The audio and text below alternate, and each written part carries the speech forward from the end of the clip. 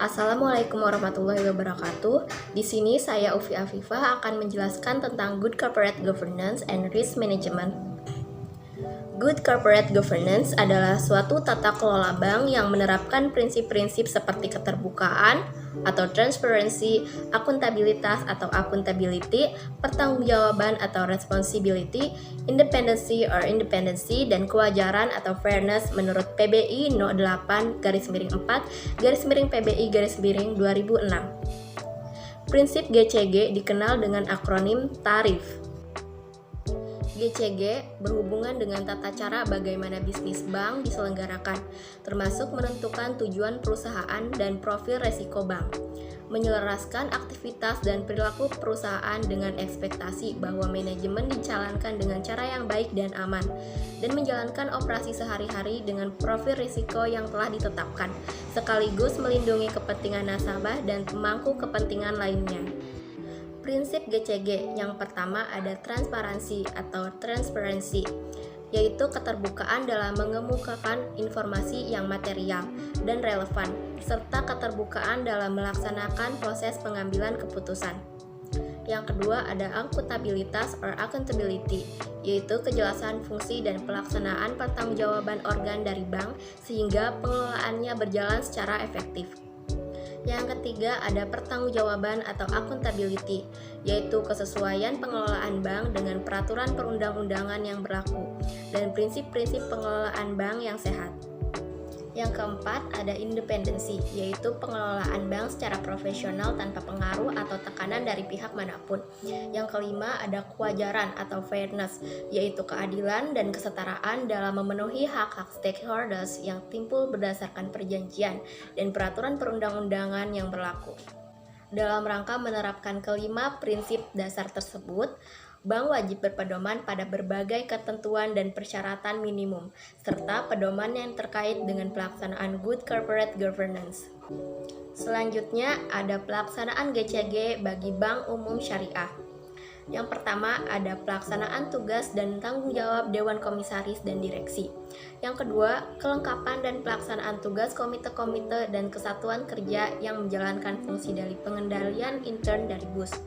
Yang ketiga, ada pelaksanaan dari tugas dan tanggung jawab Dewan Pengawas Syariah atau DPS. Yang keempat, penerapan fungsi kepatuhan, audit intern dan audit ekstern. Kelima, batas maksimum penyaluran dana, dan yang terakhir ada transparansi kondisi keuangan dan non-keuangan dari BUS. Nah, selanjutnya ada pelaksanaan GCG atau Good Corporate Governance Dewan Komisaris yang didukung oleh 1. Komite Pemantauan Risiko. Kedua, Komite Remunerasi dan Nominasi. Yang ketiga, Komite Audit. Lalu ada pelaksanaan GCG Direksi. Yang pertama itu ada fungsi yang terdiri dari audit internal, manajemen risiko, dan komite manajemen risiko, dan terakhir ada kepatuhan. Lalu yang kedua ada pelaksanaan fungsi tersebut, direksi dapat membentuk satuan kerja tersendiri yang terdiri dari 1. Satuan kerja audit intern. Kedua, satuan kerja manajemen risiko. Ketiga, satuan kerja kepatuhan. Lalu ada laporan pelaksanaan GCG B1. Yang pertama itu hasil-hasil penilaian self-assessment atas pelaksanaan GCG. Yang kedua, ada kepemilikan saham, hubungan keuangan, dan hubungan keluarga Dewan Komisaris dan Direksi. Yang ketiga, ada rangkap jabatan sebagai anggota DPS pada lembaga keuangan syariah lainnya. Yang keempat, ada daftar konsultan, penasihat, atau yang dipersamakan dengan itu yang digunakan oleh BAS. Yang kelima, kebijakan remunerasi dan fasilitas lain atau remuneration package bagi Dewan Komisaris, Direksi, dan DPS. Yang keenam, rasio gaji tertinggi dan gaji terendah. Lalu yang ketujuh, ada frekuensi rapat Dewan Komisaris DPS. Yang kedelapan, ada jumlah penyimpangan atau internal fraud yang terjadi dan upaya penyelesaian oleh BAS. Yang kesembilan, ada jumlah permasalahan hukum, perdata maupun pidana dan upaya penyelesaian oleh BAS. Yang ke-10, transaksi yang mengandung benturan kepentingan. Yang ke-11, buyback share dan atau buyback obligasi BAS. Yang ke-12, penyaluran dana untuk kegiatan sosial baik jumlah maupun pihak penerima dana. Yang ke-13, ada pendapatan non halal dan penggunaannya. Lalu selanjutnya itu ada disiplin pasar dan transparansi. Yang pertama, tujuan pilar 3 Basel 2 adalah membagi dan menginformasikan para pelaku pasar dan pemangku kepentingan tentang kondisi resiko bank syariah dalam rangka meningkatkan daya banding atau comparability dan transparansi melalui kerangka pengungkapan yang umum, konsisten, dan dapat dibandingkan.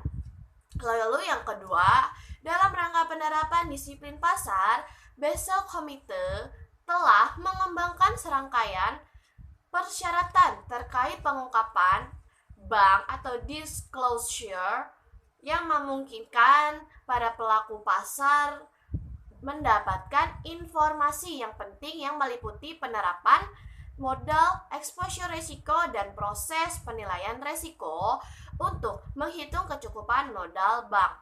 Lalu yang terakhir, penerapan GCG secara umum dan prinsip transparansi secara khusus sejalan dan saling memperkuat dengan tujuan manajemen risiko sebagaimana diatur pada pilar 3 Basel 2, terutama pada aspek perlindungan bisnis bank dan juga perlindungan kepada para pelaku kepentingan. Nah, sekian penjelasan tentang Good Corporate Governance atau GCG dan Risk Management. Sekian dari saya, Winda Angelia Pinkan, dan teman saya, Ufia Viva, dalam penjelasan materi kali ini. Wassalamualaikum warahmatullahi wabarakatuh.